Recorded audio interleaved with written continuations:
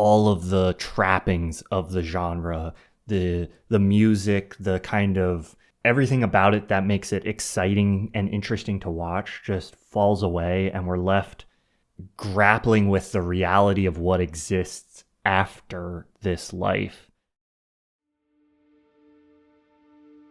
Hello and welcome to Cinema of Meaning, the podcast from myself, Thomas Flight, and my fellow video essayist Tom Vanderlinden from the channel Like Stories of Old that seeks to explore the depths of what cinema has to offer. This week we'll be wrapping up our Gangster series where we've explored gangster cinema through the decades, starting with The Godfather and checking out one film for each decade up into the present. Well, we don't have one for the 2020s decade, so we're stopping for now in the 2010s because I don't think there's a definitive gangster film for the 2020s yet. Too soon to tell, and I don't know that there've been like really any gangster movies of note that Anyway, that's for next decade in the reunion podcast. For now, we're talking about The Irishman, kind of bringing this arc to a close, seeing how the gangster film has transformed stylistically over time. And this is one that I'm excited about because it'll be fun to kind of summarize this whole series, but also I love this movie. This is just, it's not the best Scorsese movie, but like, it's one of my favorites for some reason I can't explain. And I wouldn't have had to watch it for this episode because I've seen it 5 times since it came out. But I was like, whatever. I'll put it on, and I watched the whole thing again anyway. So I just love this movie for some inexplicable reason. But yeah, I think it'll be fun to dig into. This is one that hits a lot of the beats we've already talked about. There's explosive violence. We've got kind of an outsider's journey into the mob. There's a little bit of that rise and fall bit. Long time frame. All the classic, this fits the whole mold of the classic gangster film. But as I alluded to at the end of the last episode, I think this also, to some extent, kind of goes beyond where most gangster films go, at least the ones we've talked about. It kind of has this prologue element to it, and in some ways this feels like a post-gangster epilogue movie. Right then. Or yes, epilogue, sorry. So not only does the movie itself have this kind of like long epilogue, but it kind of itself feels like sort of an epilogue to specifically the Scorsese gangster mob films, but also a little bit, I think, to, it's De Niro, it's Pesci, it's Al Pacino back together in one movie. They're all these really old guys, and it feels like this kind of nostalgic look back on the genre. So I think this is a great way to kind of like frame the end of this series and kind of explore this whole arc through this movie, because that's kind of what it feels like the movie is doing to me a little bit. It feels like a deconstruction, like an old man's solemn look back at the young life, not just the young gangster life, but also maybe an older filmmaker, older actors, all reflecting back on the stuff that they thought was maybe more interesting when they were younger, and that they now have a slightly different perspective on, or at least a sort of acknowledgement that they've grown past it or moved past it and now find themselves in a different place with different ideas, a different worldview, and just different meanings that they then find in the same story, but now they're kind of removed from it in time. And that that's something that I think makes this movie very interesting. I don't think I love it in the way that you do. That's fair. Not a lot of people do. I might be one of the, how Spotify, or anyway, Spotify does this thing where it'll tell you like, oh, you're in the top 0.1% of this artist's fan. Yeah. Like you listen to more of their music than anybody else. I'm probably like one of those for The Irishman. I'm sure there's people who've watched a lot more than I have, because some people are crazy, but I'm probably in like the top 1%, 0.5% of Irishman fans. So fair enough. There are worse movies to be a dedicated fan of. But yeah, I still enjoyed it a lot. I think it has a very nice flow to it, despite its length. The only thing that takes me out of it every time, I'm just gonna talk about it straight away. Yes, go ahead. You know what I'm gonna say. It's the de-aging. Yeah. It's the story of, just to give some context for what this movie is about, we have the story of Frank Sheeran, a sort of true story. Someone, as you earlier mentioned, he gets caught up in the gangster life in the 50s, 60s, post Second World War era. He's a war veteran. And then he befriends this character played by Al Pacino, Jimmy Hoffa, who is this half crooked, half straight politician. He's a union boss. So yeah, I mean, it's politics adjacent. Yeah. Technically not an elected or like not associated with the government officially.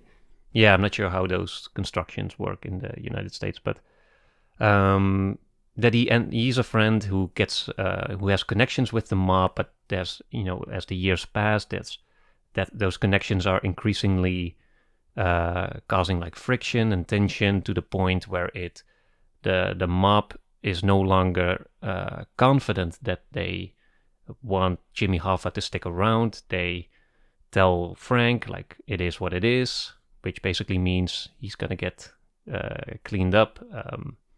And Frank is the one who eventually has to do the job. He takes out his best friend. He goes through with it, takes him out, and then there's this long, extended sequence, or a whole part of the movie that deals with what happens after, the years after Frank getting older, losing all of his old friends, losing his family life, and that's the Irishman in a nutshell.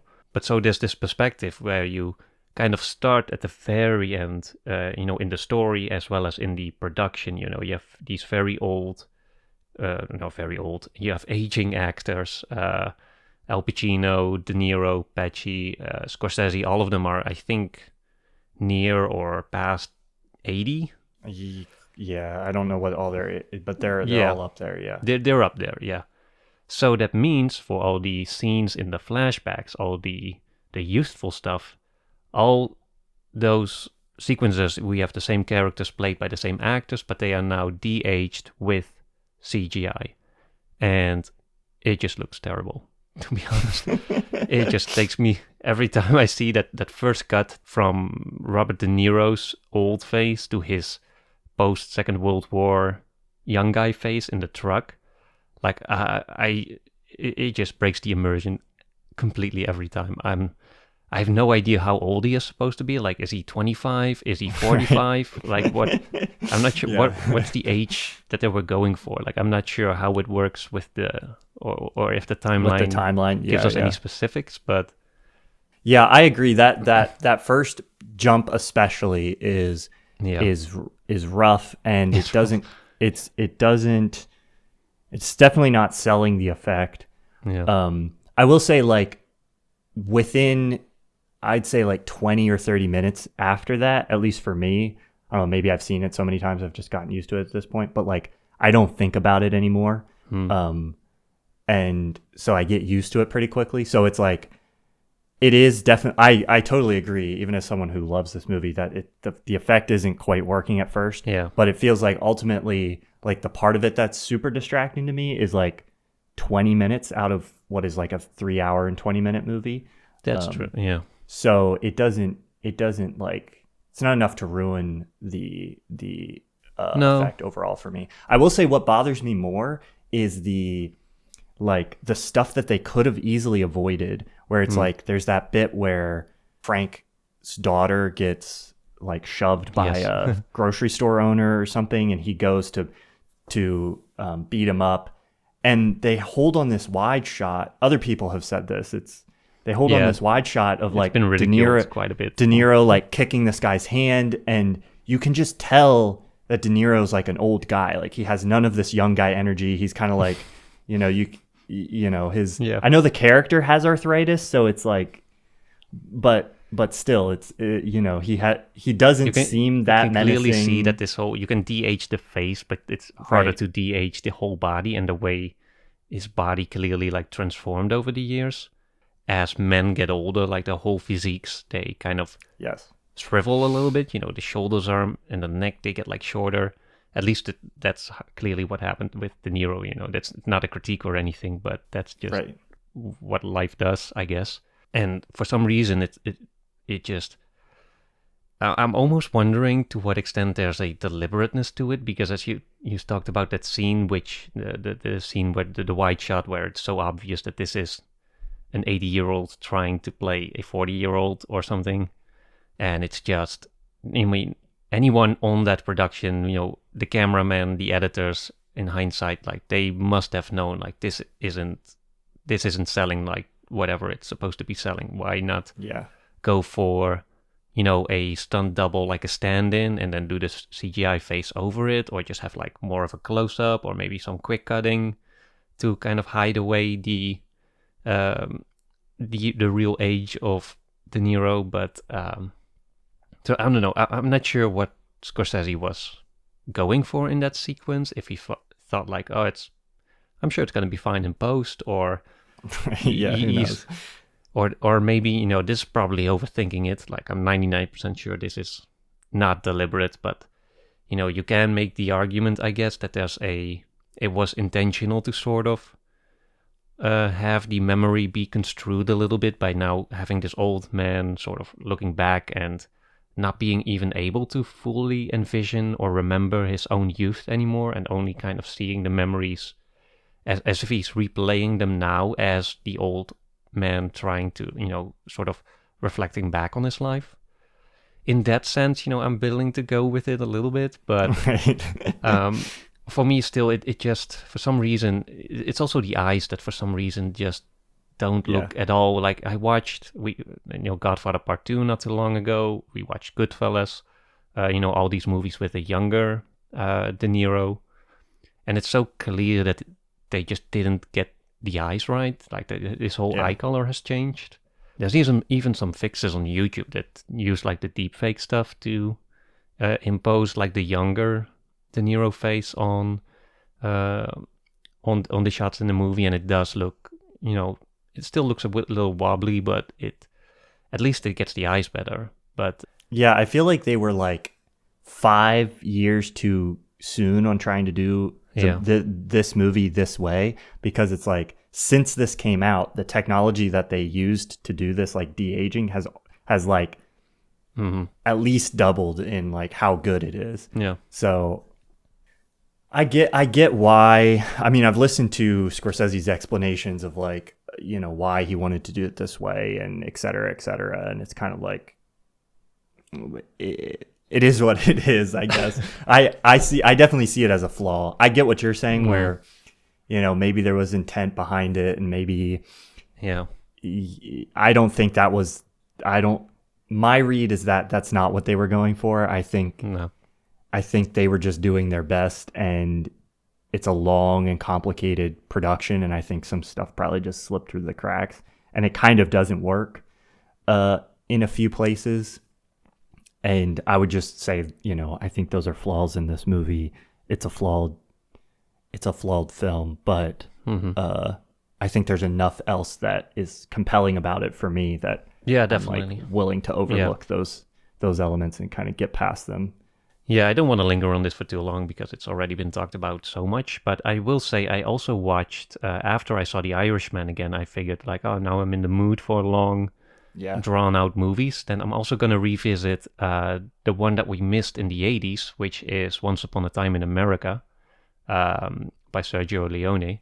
Yeah. Which is remarkably similar in many ways, like thematically, I think, to what The Irishman is also doing, only decades later. So in that sense, it feels like Once Upon a Time in America was maybe even more ahead of its time than it was given credit for at the time. It's also dated in some ways. There's a lot of talk about the way that movie handles women, as has been brought up in a lot of gangster movies, but also specifically some scenes with violence against women, and just the general misogyny that these characters embody, which I think to some extent is part of the story.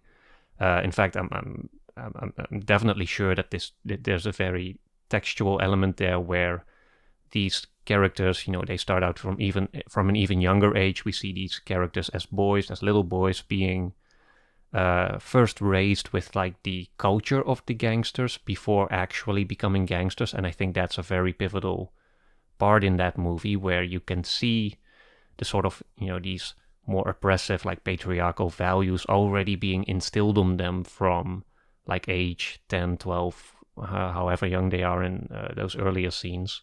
So I think that's very much a deliberate commentary that the movie expresses. But, there's still the way it depicts certain scenes that might not be on par with like modern sensibilities.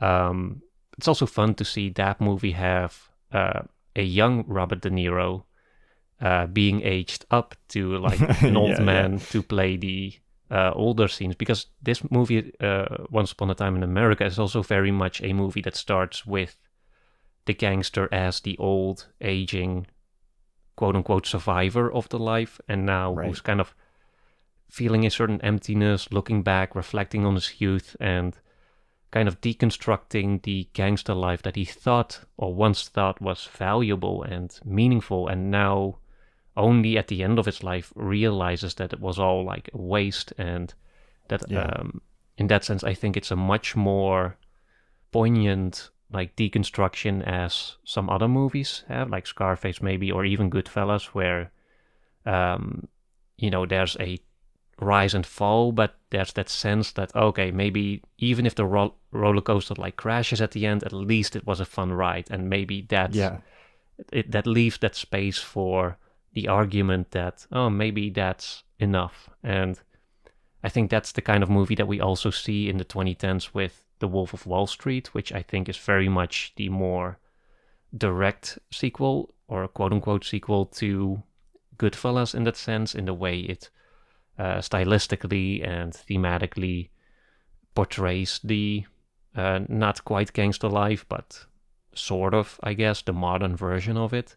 But anyways, going back to Once Upon a Time in America, it feels like that's also very much a movie that has that's just imbued with this sense of melancholy, and that's something that I think makes it much more similar to The Irishman, or that's what I think The Irishman is also pulling off very well. Is that it's from the beginning there's this sense of nothing that's about to happen has any real meaning or value, or has any real there's no mistake here that the life that Frank lived was in any ways rewarding or inspiring or aspirational or whatever. And I think we also see that very much in the filmmaking itself, in the way it depicts. I had a note here that just said the gangster high life, that moment where the gangster is at the top of his game, whether that's in, Goodfellas, really at the top of the mountain, or that's in Scarface, I mean, or in Goodfellas, where it's, we follow this more of a middleman, but also one who at one point, reaps all these rewards for his sins, basically, and lives this, lavish lifestyle.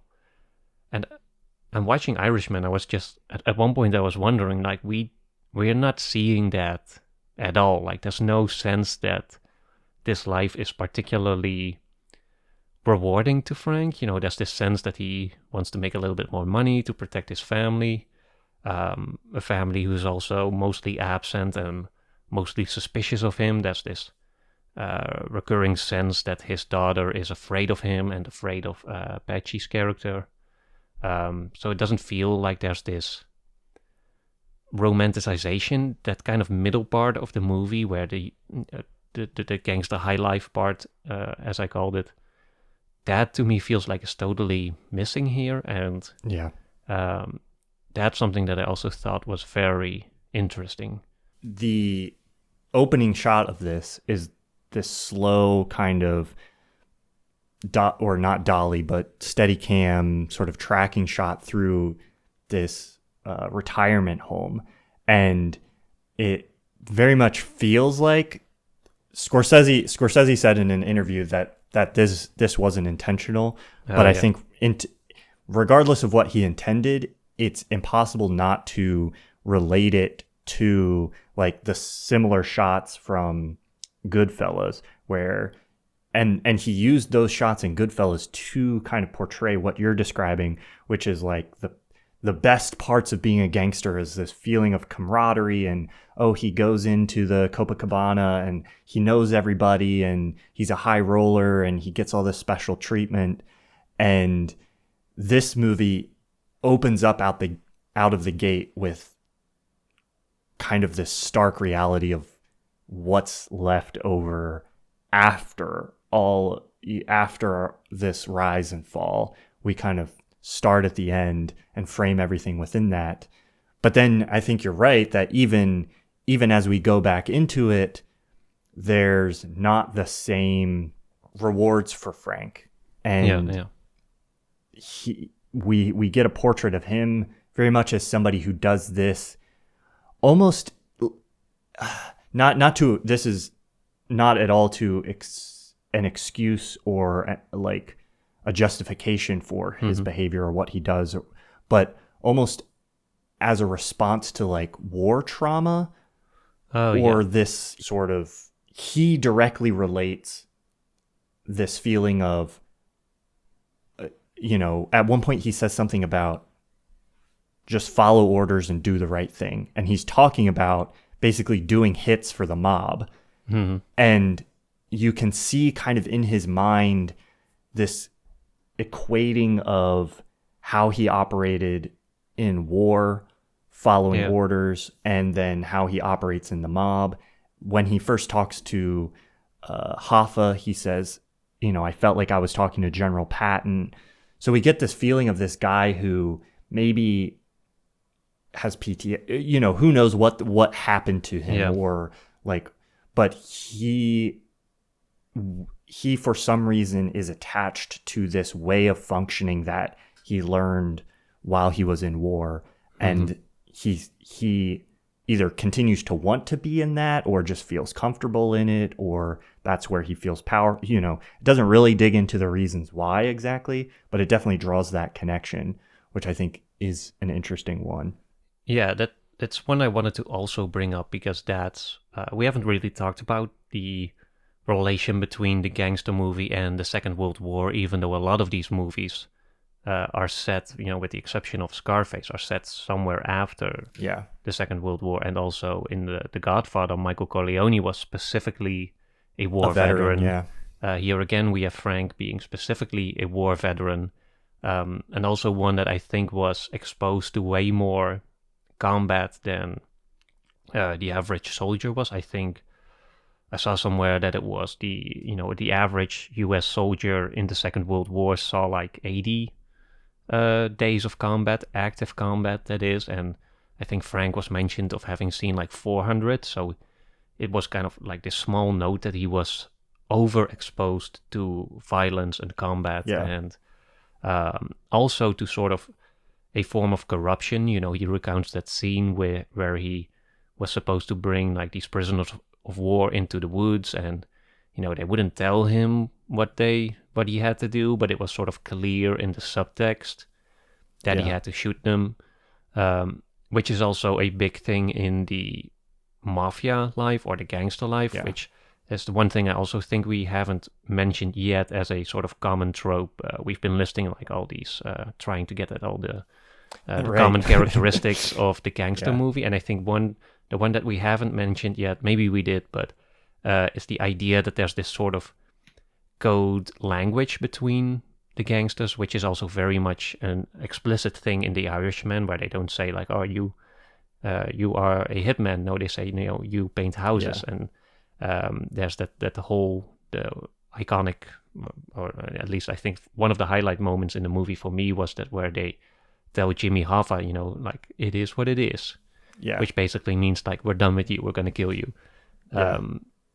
But that's that interesting thing where you have this whole sort of language that is just all metaphorical. Like, there's no one tells or says things like specifically or explicitly, and I feel like that's something that is something that can seep into a language or corrupt a language very easily, because it's kind of, it's an easy way to sort of, I'm not sure what the best way to put this is, but you can sort of motivate evil without taking the responsibility for it. Like, you can say, go clean a house, knowing full well what that means, or like what that means, or say like, oh, bring these prisoners into the woods, and then not say the thing that is the actual crime or the actual evil, and then have others do that, and which I guess makes them the culpable ones. But because that's, I think, for a long time how gangsters were able to operate as they did, because no one, they could only arrest and indict like the low level guys, because anyone on top was completely exempt, because there was no clear line of communication there. It was all like these weird codes and metaphors and symbols that could be dismissed in a court that demands like explicit evidence, like or that demands a like explicit showing of, show me that guy told him to kill that other one. And without that being there, there's just it's just part of how they operate. And I think that's also in The Irishman specifically something that maybe kind of infected Frank's mind a little bit, in the sense that he figured, if whether I'm a soldier fighting for freedom there or a gangster doing whatever here, because it all operated the same way linguistically, he felt like, oh, it's all similar. And that's a more common theme that we've talked about, that idea that, the gangsters are corrupt and criminal, but everything is, every other institution is. So it's just a matter of which one is the most rewarding for me, or which is the one that I'm more interested in, or whatever. And that might be for me, I think, because I don't think Frank was specifically suffering from PTSD or something. It may, if anything, I think it just his experience in the war and the way he was being communicated to, the kind of the frame of the sort of social structure, with him being the soldier just following orders and executing these vague orders, made him a sort of sociopath almost, or at least if he already was one, but if not, like, it just kind of ruined his sort of maybe his empathy or something, a little bit like that. It at the very least gave him a framework that he uses to justify his behavior in this new context. So like, he's using the same, whatever mental hoops he jumped through to be like, to tell himself it's okay to shoot these prisoners of war. He's using those same hoops. He's jumping through those same mental hoops in order to justify his behavior as a mob hitman. We kind of see that articulated. There's a moment where Hoffa, when they first meet, and Hoffa's kind of justifying, sort of taking these, not hits, but doing these kind of violent actions as a union in order to protect the union or get certain political outcomes. And he says, in war, you go from point A to point B, and sometimes along the way you spill a little beer. And does this philosophy make sense to you? And Ed Sheeran's like, yeah, or Ed Sheeran, Frank Sheeran, Ed Sheeran, the hitman, the Irish mafia hitman, is like, it says, yeah, that makes complete sense to me. And that kind of reducing sort of what they just did, which was throw dynamite in a bunch of taxi cabs and blow them up in order to squelch, get the union's way, describing it as spilling a little beer to get from point A to point B. just speaks to kind of the way they are framing their actions and what they're doing and thinking about those things. Yeah, I think that's also a difference between Frank and some of the other gangsters that we've been talking about, is that the violence he commits is never, or almost never, like personal. Like in Goodfellas, Pesci's character was insulted at one point, and that leads to this whole brutal like beating. But here, Frank is always kind of, he has quite a bit of restraint until, someone higher up tells him, you got to shoot him now. And then he just does it pragmatically, without like too much fanfare around it, or he's not showing off in any way. He's just doing the thing, almost like a sort of procedure. In fact, at some point it literally becomes like this montage where you can see him doing it again and again, and it's kind of implied that it's just the ordinary way of being for him. He's just carrying these things out. It doesn't affect him one way or another. He doesn't care about it one way or another. He's just he's getting from A to B while spilling that little beer, and then helping his buddy out, or his boss, or whoever. That I think is a very interesting, also an aspect of that deconstruction of the gangster movie, where it doesn't feel like this is so much about ego and personal. I think we talked about that. I'm not sure in which episode we talked about that, but the idea of the gangster movie being about this sort of climbing of the social ladder and getting this, having this more individualistic perspective that's about the individual becoming elevated within a given social system, in this case the gangster life. Whereas here it feels like Frank remains throughout his sort of gangster career. He remains the same guy. Like, he just remains kind of almost like a brute more than a character who has really like the wits of a Michael Corleone, who uses, he has the sort of soldier coolness and like the stoicness that characterizes him. But he's also very much, I think, admired as a character because he's also very strategic, very intelligent, very clever, knows when to take action, when to show restraint and whatnot. He's essentially just a very good businessman. And I think that with Frank, and that's something that I also saw in Once Upon a Time in America, which I thought was very interesting, is that in both of these movies, the main characters, the main gangsters, are kind of being depicted as somewhat unintelligent. Like, they're not especially clever. They're even like most of the time doing stuff that is against their own interest, even though they don't see the consequences yet. And that's something that happens in the other gangster movies too. But I think in these movies specifically, the audience is more in on that. Like, we can see more clearly that Frank in this movie is not like some genius mastermind or some gangster top dog who's gonna pull like a Breaking Bad type maneuver that in the way that Walter White. Oh, Walter White, yeah.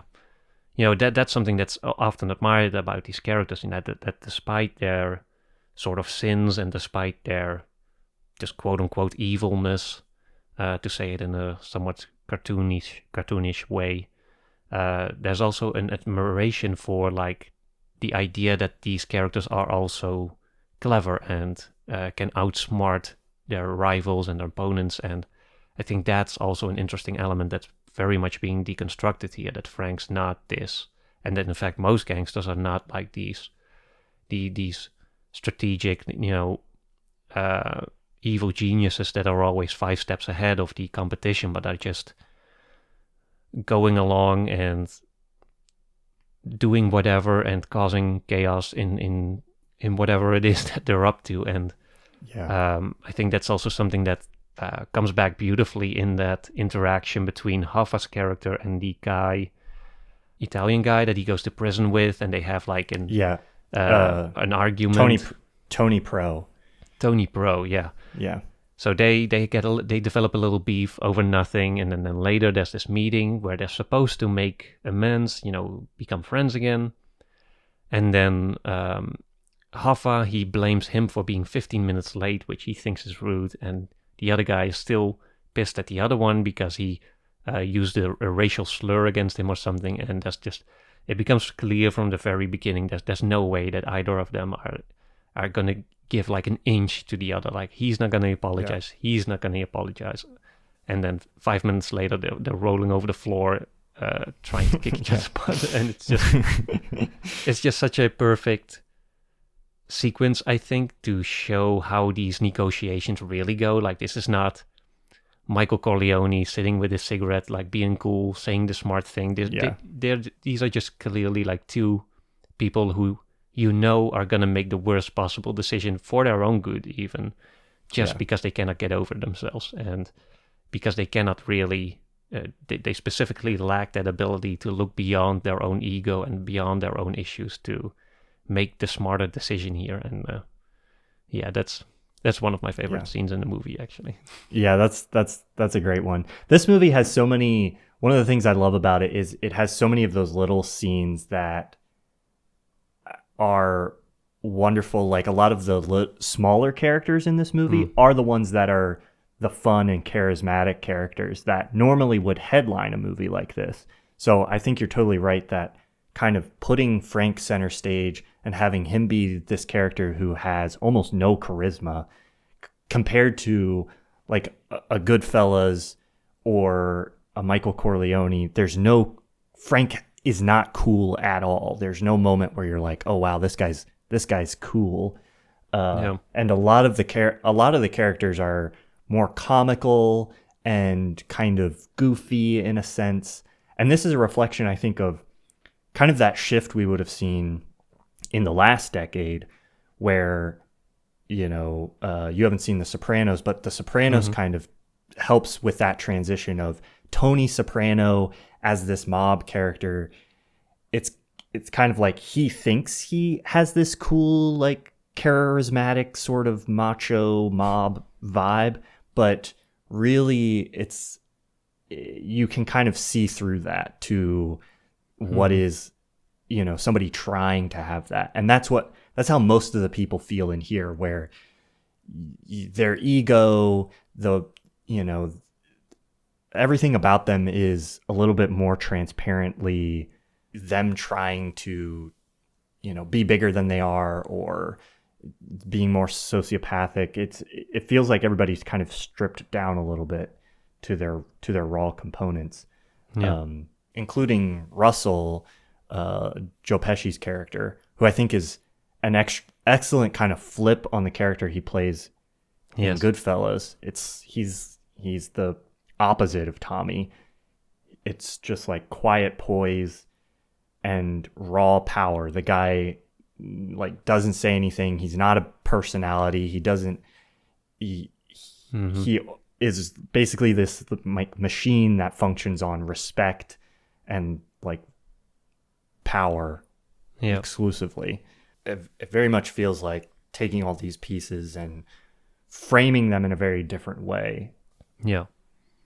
To kind of deconstruct like a lot of the familiar stuff.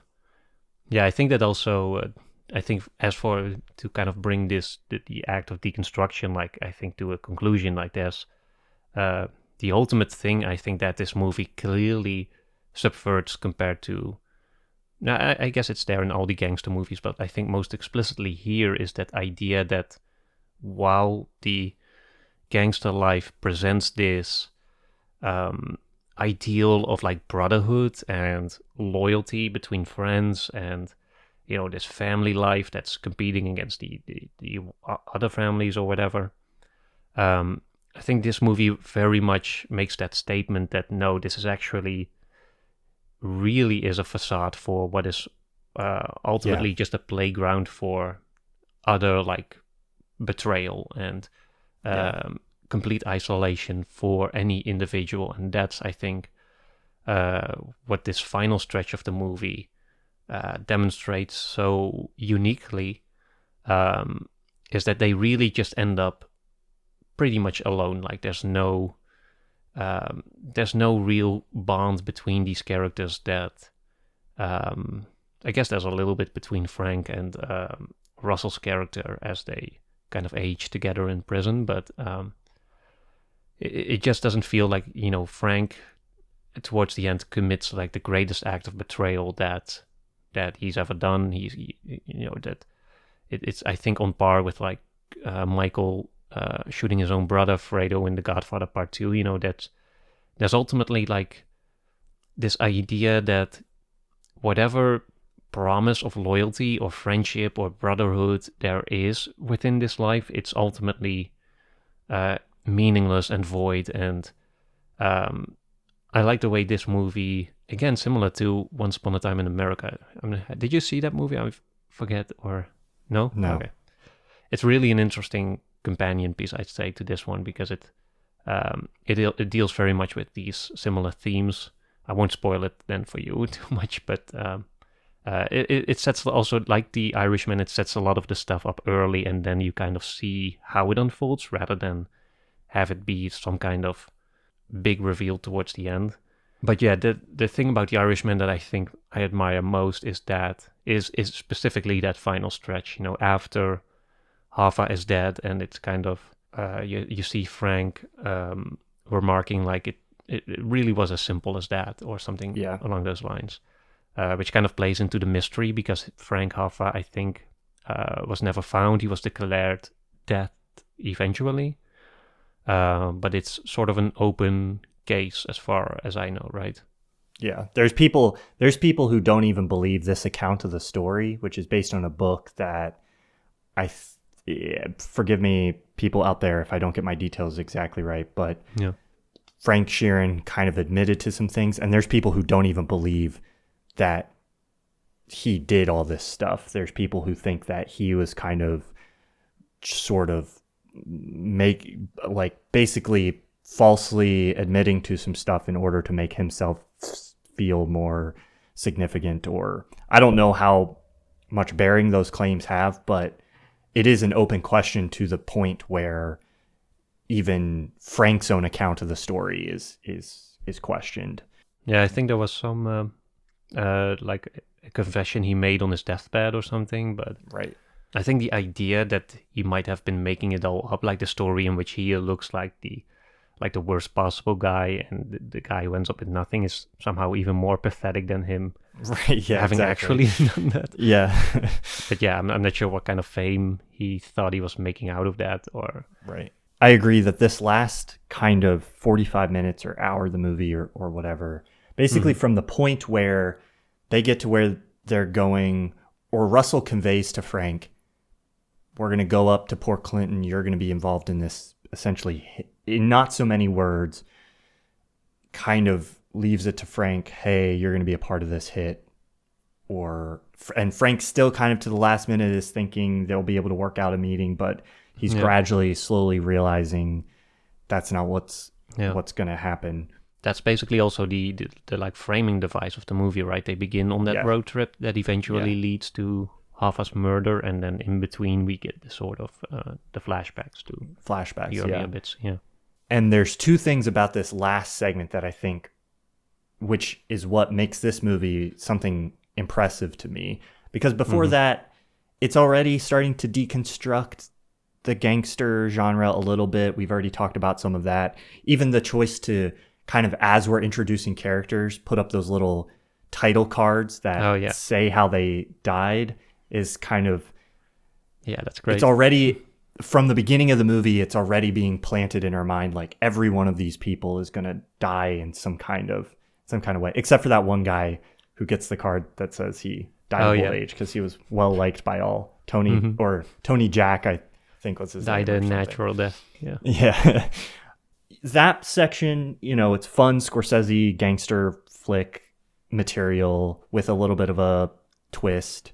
But then we get to this last bit, and it's almost like all of the trappings of the genre, the music, the kind of everything about it that makes it exciting and interesting to watch just falls away, and we're left sitting with these long shots on the plane where Frank is just having to sit with what he is about to do, and then he does it, and then we go past that, and it just keeps going, and he's just it just leaves us in this solemnness and this loneliness and this kind of horrifying grappling with the reality of what exists after this lifestyle.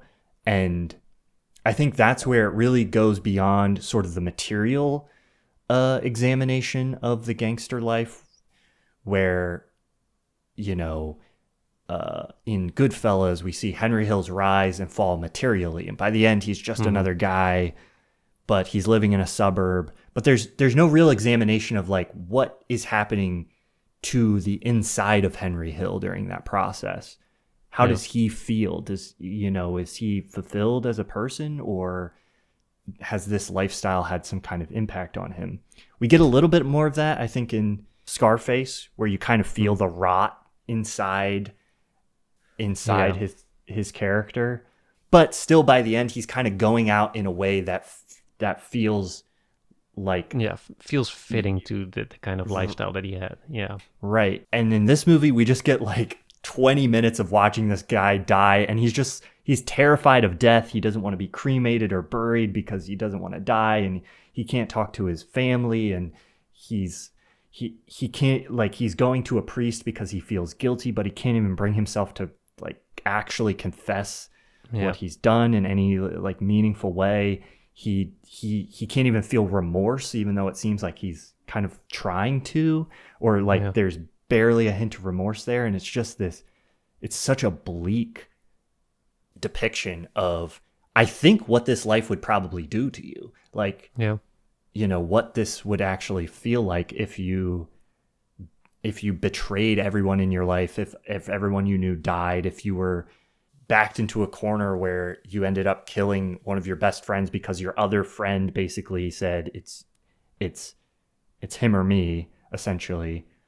And I think that depiction is so stark, and it feels very much like a grappling with this genre in a sense of Scorsese especially, and maybe these other guys who have played a big role in it, and kind of looking back on it and being like, kind of saying, maybe we depicted this in a way that was critical but also looked fun. And here's us showing you the version of it that is not fun at all, that all the fun is stripped away and you're just left like sad and lonely and old. To connect it back to the little bit at the beginning where we were talking about the aging, I think this is one way where the movie works. It works in the movie's advantage, where even though the de-aging doesn't work very well, and you could have maybe fixed that by having someone younger cast as and doing two different actors, I think having the actors actually be old really works to their advantage when you get to this point where they're playing old guys and they look and feel old in a way that young people being aged up often don't. Even if you have good prosthetics, they don't know how to sort of, that demeanor of the body that you were talking about that really gives them away as being older when they're playing younger guys, towards the end makes those moments really effective, where, you know, even these guys' bodies are failing them. And so I think that adds to the starkness in a way that really works. So it's sacrificing stuff at the beginning in order to be maybe slightly more effective at the end. But that whole last section is what makes this such a compelling movie to me. I think a worthwhile addition to kind of this arc. I think this is also where we talked about that a little bit in the Goodfellas episode, but not too much, because I feel like of all Scorsese's movies, Goodfellas was maybe the least explicit when it comes to Scorsese bringing in these existential themes and these more existential, like, subtextual elements, or even like specific or explicit religious ideas, in the way that he does in some of his other movies, Silence most recently. What he does do in The Irishman very much is that he brings those ultimate questions into this genre, where he used to sort of have that be he sort of left that to the audience. I don't think Scorsese was ever someone who was genuinely interested in the sort of life he depicted through these gangsters, but always had that sort of critical outside perspective that saw this as someone in religious terms, like it would be the path that strayed away from God, or the life of sin, or whatever, like however you want to put it. But I think he also he often left that to the viewer's discretion to kind of see and judge this, instead of have it dictate like a message to us. And I think that's something that's often misunderstood about his movies. And and I guess you can make a case for that maybe that's just a difficult way for movies to function. Like if you look at The Wolf of Wall Street, for example, which was relatively recent, but and which was very much an explicit critique of whatever it tried to show us. But that movie has become like an unironic inspiration for so many like little young hustlers out there who now want that life, even though Scorsese is probably someone who genuinely wants to critique it and maybe even understand it, because maybe I'm not sure if he's just fascinated by that kind of sinfulness, or that kind of the question of how someone can go down this path of total meaninglessness or false fulfillment.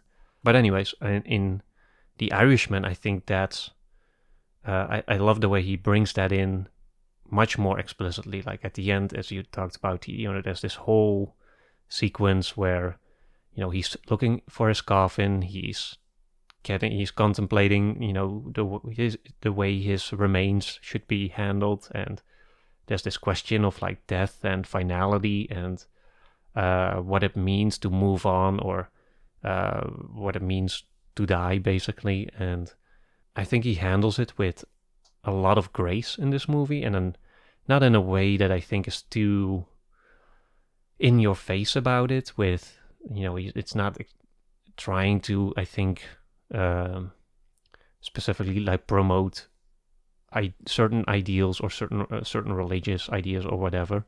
But I think he's very much using this as a way to maybe more directly let the audience reflect back on the life that Frank lived, and by kind of contextualizing it within these more ultimate questions, and that maybe by the end of it, by when he's looking for that coffin, when he's looking for that spot to be buried, the questions that arise in those little scenes, they bring about these deeper questions about, oh wait, what does it all mean at the end?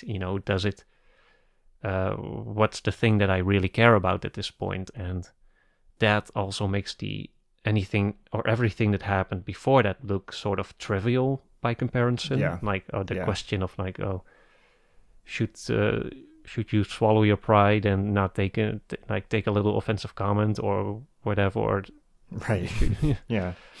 I don't know. Like a lot of the earlier arguments that we talked about that happen in this movie, like all these egos bumping up against each other, that by the end of it all seems completely silly. Like there's just these, as you said, like these old guys left who cannot even like chew their food anymore. They have to like dip it. There's this scene that's another great juxtaposition. I think there's the scene where Frank and Russell first meet. They're like they're literally like breaking bread. Like they have this Italian loaf that's they're pulling pieces from and commenting on, oh, like this good Italian bread, and they're speaking like a little Italian, and there's this sort of Godfather-ish theme playing in the background. And then by the end of it, they have the bread again, but Russell's like, oh, I can't eat that. And, they have to dip it in the wine or the drink that they have. I don't even think it's wine. It's like it's just like grape juice. A grape juice or so, yeah. And it's such an interesting contrast, those two scenes, and the way, everything that happens in between. It just gives it so much. I don't know how to put it. It's just, it makes you feel reflective about a lot of things in a way that I don't think a lot of other gangster movies do. And that I think is specifically because it manages to bring in like these deeper existential issues into a genre that usually not as directly faces those. Yeah. Usually the question at the end of these movies is the guy going to get caught? Does he end up in jail? And he either does, or he dies before that can happen, or he goes to jail and then he gets off because he rats some people out or whatever. In this one, they do go to jail, but then it goes beyond that, and we see kind of, I think, how imprisoned Frank is by his own conscience and the guilt of the life that he's lived. And I think that pushes it into a slightly more interesting territory where it's not just about, what are the material consequences, but sort of Scorsese suddenly is interested here in what are the spiritual consequences of this kind of lifestyle. And I think that's an interesting move, and I think it's one that makes this movie, you could look at this and you'd be like, well, I'm not a gangster, I haven't murdered all these people, whatever. But a lot of people make little decisions throughout their life that one of the clear juxtapositions here is kind of the judgment of his daughter ending up not speaking to him, and we kind of see her gaze throughout the film just watching him and quietly judging his life. And we also see how little he actually interacts with her or is able to communicate with her, and he's choosing at every step this kind of lifestyle and career and whatever over his children, but doing it in the guise of, I'm trying to protect you or whatever. Yeah. And I think there's a lot of people who aren't anywhere near as horrific as what Frank Sheeran is, but they're making choices throughout their life that might put their career ahead of their family, or, you're making these moral or ethical compromises that you yourself somewhere might know, this maybe isn't the right thing to do. And it's kind of about being at the end of your life and having to sit with those choices and grapple with that. And I think getting an image of that in cinema is kind of powerful, because unless you sit with an old person who is at this stage in their life, it's hard to get that perspective of looking back in your life and having to grapple with it. And so getting to see that in this movie, I think, can kind of help cue you into maybe that thinking about that headspace a little bit, which if you're younger can already help you think about, how do I not end up there? How do I not end up in a prison of my own creation where every choice I've made in my life led me to a point of just utter regret and loneliness? And how do I avoid that? And what are the things that will be important to me at that point in my life? And kind of taking this as like a map of what not to do, what which all these gangster movies should be to some extent, but and to some extent they are. Like The Godfather Part 3, it does have that scene where you basically have the same idea present, where there's now this old Michael Corleone. He's sitting alone in his Sicilian countryside house, but he's all by himself. There's no one there, just filled with regret and basically dying alone, depending on which version of the movie you see. I think in the original one, that's the final shot is him like tipping over in his chair and just dying out there without anyone noticing. But in the remastered or the recut version that they released a few years back, there's the shot cuts a little bit sooner, so it's more ambiguous. But I think the main difference between that and The Irishman is that whereas in The Godfather, it very much feels like, the story, the content of the story is the same, but I feel like in The Godfather it's more of this footnote at the end of it, whereas in The Irishman it really becomes its own chapter, and even maybe arguably like the essence of the whole story. Because everything else just becomes like so transformed by it, and that's just I think what this a great ending almost to the gangster sort of saga that we've been covering here, like from The Godfather to here. Like it does feel like this is, it almost feels like a sort of epilogue to the genre as a whole. Like I'm sure there will be plenty of other gangster movies in the future, but it does feel like this movie is sort of, or maybe it's just Scorsese putting his own like sort of period behind it. Like he's maybe for him it's like a sort of closing chapter. I hope not. I hope he gets to make a lot more films, but I do think this was in some ways like his swan song to the genre, or something like that. And what makes this movie very interesting and also a very fitting finale to all the gangster movies we've been covering. I do want to mention that I think in part of what, to get into a little bit into the why like the gangster genre would be ending, and I think that the answer to that is found in that other Scorsese movie, The Wolf of Wall Street, where it feels like very much, it's also, by the way, in The Irishman that they make a point at some point about sort of big business being on the attack on the local life, and the gangsters just as these sort of local forces being overwhelmed by just the sheer force of like neoliberal capitalism, or like big business, corporate or whatever, power, corporate America, which is the biggest gangsters of all. And so in that sense, I think that's what The Wolf of Wall Street is, an interesting like sort of if like the other side of the coin to The Irishman, where it feels like one way of life is ending, but there's also the kind of the spirit of it is just being redirected into a different into different trappings, different codings. It's no longer these Italian families in their little neighborhood in New York somewhere. It's now these big corporate guys on Wall Street, and soon I'm sure it will be crypto scammers or whatever, but right. Yeah. And Silicon Valley bad guys doing all these crazy frauds and gangster-ish stuff. But yeah, I do think if you look at The Wolf of Wall Street and you lay it next to The Irishman, it very much feels like the cultural shift becomes so apparent. And I feel like that maybe in some ways it's ultimately we ourselves are like the whole culture as a whole that ended up killing the gangster, or killing the gangster story or the myth as it began, at least as it began in the 70s with The Godfather. And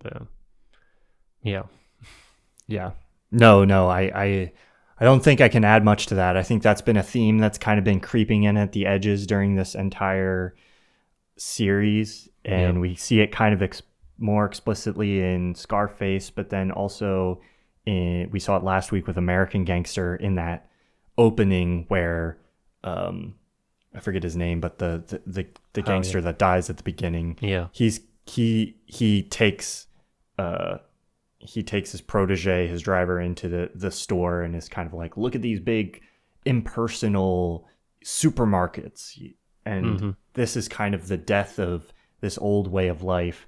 And I think that has kind of come to fruition now, and what we're left with is The Wolf of Wall Street is like the Goodfellas of this era, and maybe at some point we'll get. I don't think the corporate scammer movie isn't like a fully fledged genre yet, but there are a lot of movies about corporations right now. All kinds of, we're making movies about McDonald's and the guy who invented. They're getting like a lot of attention on the television. I think there's that show with Jared Leto about the WeWork. Yeah. There's the other one from with the lady who does who did like the fake low voice. Right. I don't know too much about her story except for that she pulled like this scam and is now in jail or something, or at least facing legal troubles. I think in a sense we're too culturally immersed in it still to kind of make the type of movies about it that like the gangster genre would have made about the gangsters, because a lot of these movies, we've talked about this already, are period pieces. So they're looking back on an era, and the great movies about sort of the new gangster are like, will have to come in time once we can make movies about Mark Zuckerberg and, you know, Elon Musk and all their shenanigans and stuff. Yeah. That'll be when the corporate film really takes over. But the seeds are there. The seeds are being planted. Yeah. Who knows? Who knows? We'll see. Maybe by then cinema won't be around enough. It'll all just be TikToks and YouTube series. Yeah. So not that this was the point of this series, but do you have any, like, is there a favorite gangster movie for you, or one that most perfectly embodies the genre for you? Kind of a hard question, I guess, because all of them we picked, the ones that we picked especially because they were so iconic, each in their own way. But I think for me, I would say what I personally love so much, and this is something I kind of made a video about. I forget the title of it, but something about like how the Irishman comments on Goodfellas or something like that. But I think it builds on Goodfellas. Builds on Goodfellas, yeah.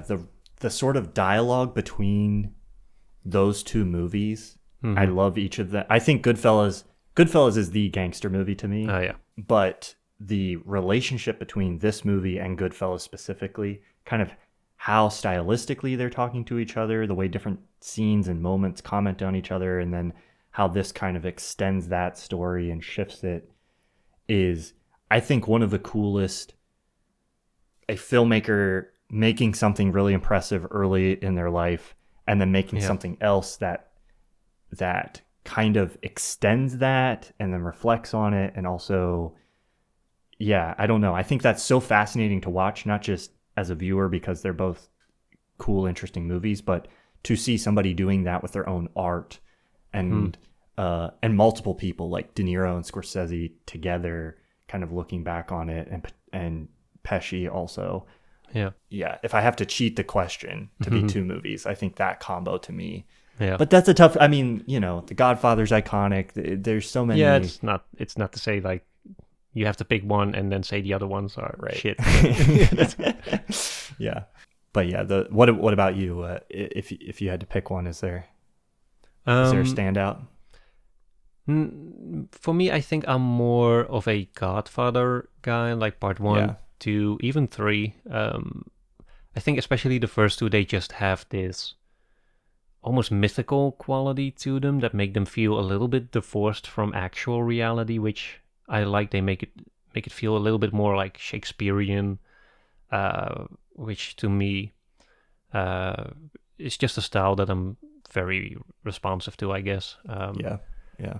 But after seeing Once Upon a Time in America again, that's a movie that also has a similar, from beginning. It's also like almost 4 hours long, but that's also one that from beginning to end just has this dreamlike quality to it that just completely immerses you into it. But then once you snap out of it, you watch that movie and then a year later, like, you kind of forget what it was like to watch it. So it's a movie that I often have to rewatch every now and then, because just to remind myself of like how great of a dream this actually was. And so that's I think in the Scarface episode I said that movie may not have been the best fit for the 80s, and I think for our discussion it maybe was, because I feel like that movie was, to talk about that movie in the second episode would almost have been like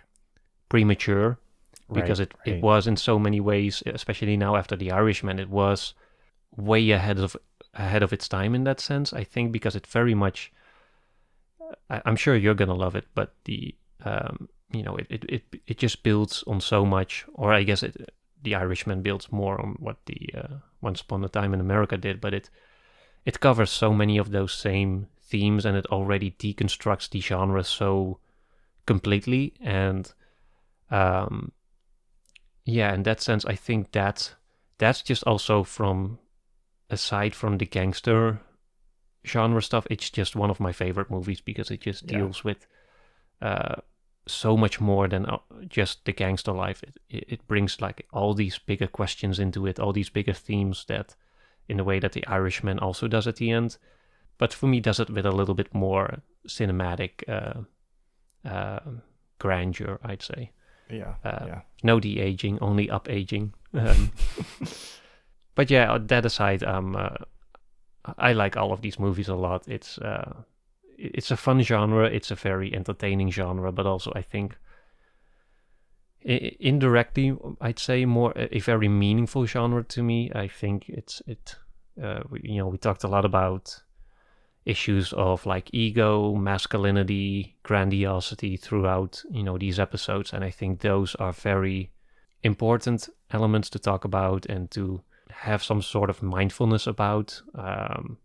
Not to say that these movies are only like cautionary tales, but it's always been a meaningful genre to me. And I'm glad we got to talk about it in depth. I think this genre for me is very entertaining. I've talked about how this genre may have just been driven by the fact that this happens to be movies that some great American filmmakers made really well, and perhaps that's propelled the genre as much as the genre's own inherent appeal. And I think that was my angle into it, was just, hey, people say The Godfather, Goodfellas are great movies, so I should watch them because of that.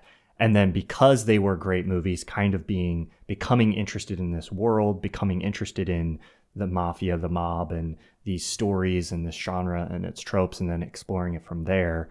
But I think what this genre has to offer is kind of embedded in sort of that entertaining appeal, even while it is something. I guess one thing I just wanted to say was, especially commenting on, we've discussed a little bit that relationship between, are these movies sort of glorifying this lifestyle to some extent? Are they showing them as being fun or cool or having a certain amount of appeal? And I think that element is there, but I think for me, that's a necessary part of showing, actually honestly exploring this world and kind of showing why people got sucked into it. And you may not genuinely ever, the mob is gone, you're probably never going to face in your life this dilemma of, should I join the mob or not? Or, should I put out a hit on, like, these are not moral questions that people are going to have to grapple with. But I think engaging with this dynamic of maybe feeling a little bit of the allure and feeling yourself kind of be pulled into that world, and feeling that sense of like, oh, I can see how somebody got sucked into this, and then having to grapple with the consequences at the end in a 2-hour period. I think that's the interesting like power of these movies, of kind of sending these people through this. Hopefully there's always a risk there of some people not getting the message, so to speak, or just being like, oh man, these guys were so cool. Like, I want to do crimes, or I want to be a scammer with the Wolf of Wall Street or whatever. But I think for most people are critical enough as a viewer to kind of experience them for what they are, which is this journey that it takes you on, where at the end of the day, it kind of forces you to confront this thing of like, sometimes in life, there are things with a certain amount of appeal or that draw you in. And then the consequences of that are going to weigh on you throughout your life, either materially or spiritually, on your soul, or just your psyche or whatever. So that's for me, like, I think what I love about the journey that each of these movies takes me on, and sort of the kind of reflection that causes. That wraps up our 5-episode series, Gangster Cinema Through the Decades. If you want to have like the after party with us, we have a Discord server. It's been a lot of fun to talk with everyone there, all the fellow listeners, about these movies and to hear their suggestions and their perspectives. So if you want to be a part of that, follow the link in the description, and see you in the next one.